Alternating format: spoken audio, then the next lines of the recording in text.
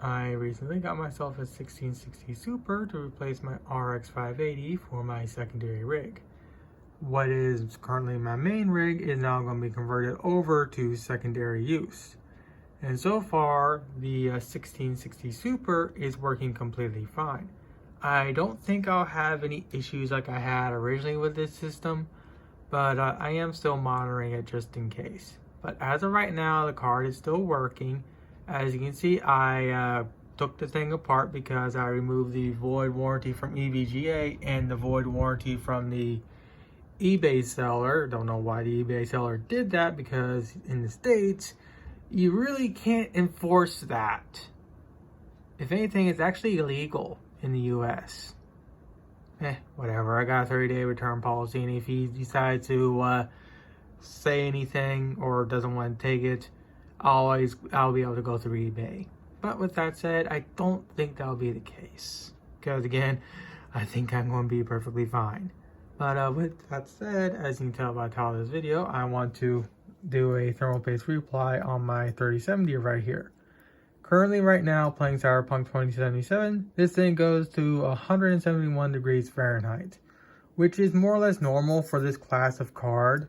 But since I'm actually about to build my new computer, I think either later today or tomorrow, I want to do a thermal paste reapply of this card, just like I did with this one right here. Now, I didn't do any before and afters, but I know now that when I'm playing Cyberpunk 2077, this thing maxes out at 149 degrees Fahrenheit, which is really cool considering what this card is. I don't think I'll be able to get temperatures that low on this card, but I want to try and get it to around 150, 160. I want to try and keep out of the 170 range. So now I got to figure out how exactly to pop this thing apart. So, yeah, I'm going to do all that, or I'm going to look a YouTube video up and come back. The thermal paste is a tad dry. Not as dry as I thought, which is to be expected considering how fairly newish this card still is. But it is definitely time to get it reapplied in the first place. So with that said, I'm going to clean all this up and do that all off camera.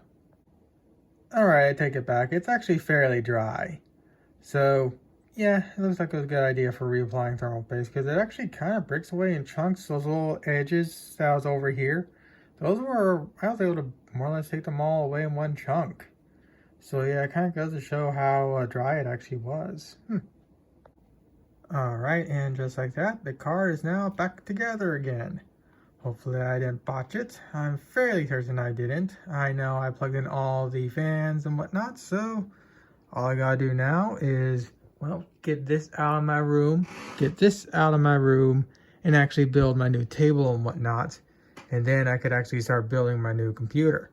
So with that said, I guess let this video be a prelude to a bigger video, I guess. Depends on what happens.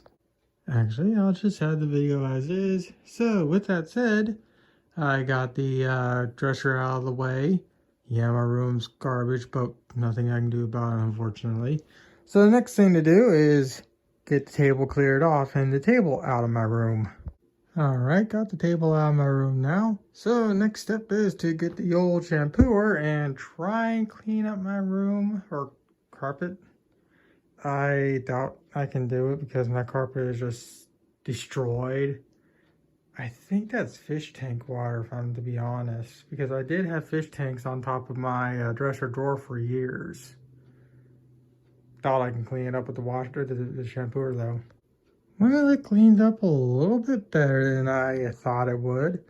It still needs a flamethrower. I mean, let's be honest, my room needs to be torched. Not just because it's anime crap, but because it legitimately just needs to be torched. But with that said, surprisingly enough, the baseboard actually cleaned up completely fine compared to the freaking carpet.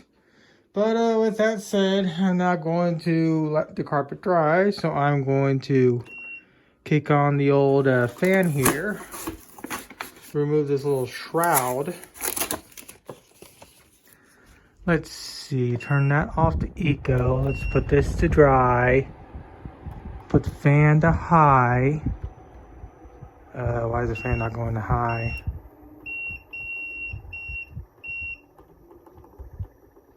Dumb thing. Where's the remote for this?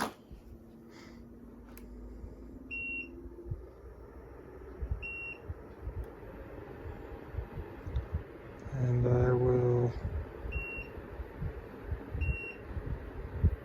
put the temperature up to that. I will tell it to, let's see, mode.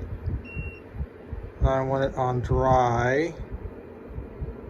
I think that's a humidity mode. So since I just shampooed this, I need to get it to dry out.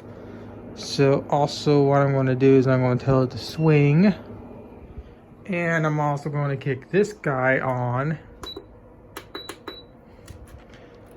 Granted, it's going this way, but it should circulate nonetheless. So with that said, I'll come back in maybe 2 hours to start the process of building the table. I still have no idea what exactly I'm going to call this video, but I don't know. I'm just going to let that crap run for a bit. Alright, got the first part of the table made. That is the raising, lowering leg thingies. So the next thing I gotta do is I need to bring the tabletop in here and then attach this to the bottom of the tabletop and whatnot. And of course, with the way this is designed, it allows you to actually bring these feet more closer together or farther apart. And I know I need to bring this thing more farther apart, but before I do that, I need to obviously get the tabletop in here first. So I'm gonna grab my father and he's gonna help me lug that thing into the room and whatnot. Alright, the table is now installed and ready to go.